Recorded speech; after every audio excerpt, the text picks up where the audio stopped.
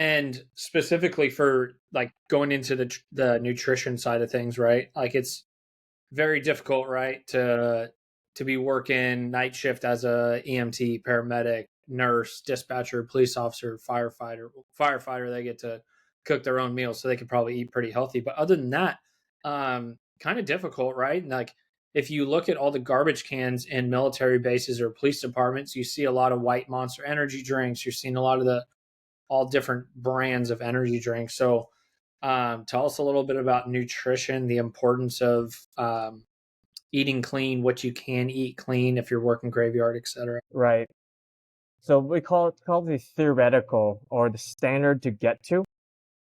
So the prescription we've been prescribing is eating meats and vegetables, nuts and seeds, some starch, little fruit, no sugar, and no seed oils. And that's to help someone get to what's called metabolic flexibility. And metabolic flexibility just means you can use any and all available fuels in any context to the highest degree, most efficient possible. So if carbs only around, then yeah, you can use carbs for energy. If fat is only around, if you're in a starvation or survival mindset or sort of situation, you could use your body fat or any source of fat to eat.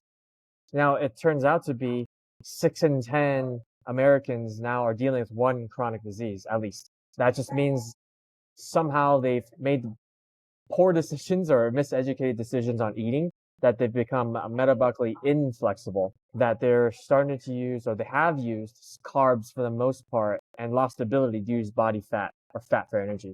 That's resulted in disrupted metabolic function or dysfunction in the mitochondria.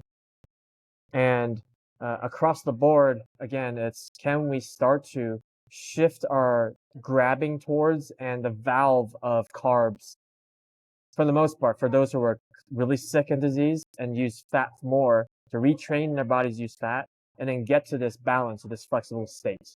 Now, for service members now or first responders that are on the go all the time, is can they off duty, not working, have that as their standard, and then when they're on the job, on duty, mitigate the effects of eating poorly by doing that. Set a good foundation 80% of the time, essentially, right?